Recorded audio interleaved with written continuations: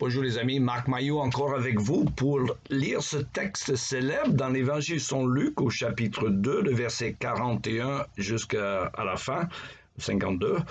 Les parents de Jésus se rendaient chaque année à Jérusalem pour la fête de la Pâque. Et quand Jésus eut 12 ans, ils y montèrent selon la coutume de la fête.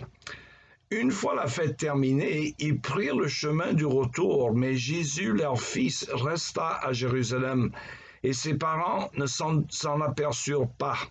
Ils supposaient en effet qu'ils se trouvaient avec leurs compagnons de voyage, et ils firent ainsi une journée de marche. Ils se mirent alors à le chercher parmi les parents et leurs connaissances, mais ils ne le trouvèrent pas. Aussi retournèrent-ils à Jérusalem pour le chercher. 3 jours plus tard, ils le retrouvèrent dans le temple, assis au milieu des maîtres. Il les écoutait et leur posait des questions. Et tous ceux qui l'entendaient s'émerveillaient de son intelligence et de ses réponses. Et ses parents furent très étonnés de le voir, et sa mère lui dit: « Mon enfant, pourquoi nous as-tu fait cela?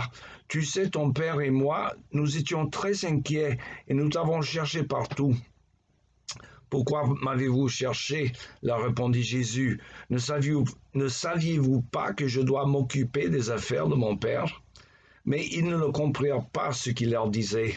Il repartit donc avec eux et retourna à Nazareth. Il leur était obéissant. Sa mère gardait précieusement dans son cœur le souvenir de tout ce qui était passé. Jésus grandissait et progressait en sagesse. Il se rendait toujours plus agréable à Dieu et aux hommes. Fin de la lecture. Mes amis, aujourd'hui, nous allons conclure donc cette série sur la naissance du Christ et de son enfant avec le seul texte qui nous parle justement de son enfance. C'est le manque de renseignements sur l'enfance de Jésus qui a entraîné toutes sortes de spéculations au sujet de ce que Jésus a fait entre l'âge de 12 ans et 30 ans lorsqu'il a commencé son ministère. Alors, toutes spéculations sur l'enfance de Jésus sont sans fondement. Nous ignorons tout sur sa vie avant son ministère public, à part cet incident que nous venons de lire. Et je suppose que Luc a dû se renseigner, comme il a écrit son évangile de la perspective de Marie. Il a dû aller interroger la famille de Marie, ce qui en restait pour prendre ses renseignements. Mais enfin, je pense qu'on peut supposer, sans faire de spéculation, que Jésus menait une vie tranquille comme apprenti charpentier chez Joseph dans le village galiléen de Nazareth.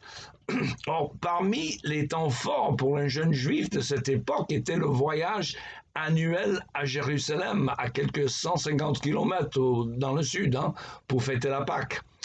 Et dans le texte de l'Évangile selon Luc que nous avons lu, nous avons le récit d'un incident qui nous prouve que, quand même à l'âge de 12 ans, Jésus avait un sens de son identité et de sa vocation.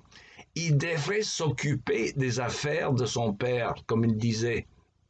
Or, les affaires de son père, c'était le salut de son peuple, un salut promis par Dieu depuis le péché d'Adam et dont les plans étaient progressivement révélés à travers les oracles que Dieu a accordés à son peuple par le biais des prophètes, en commençant par Moïse.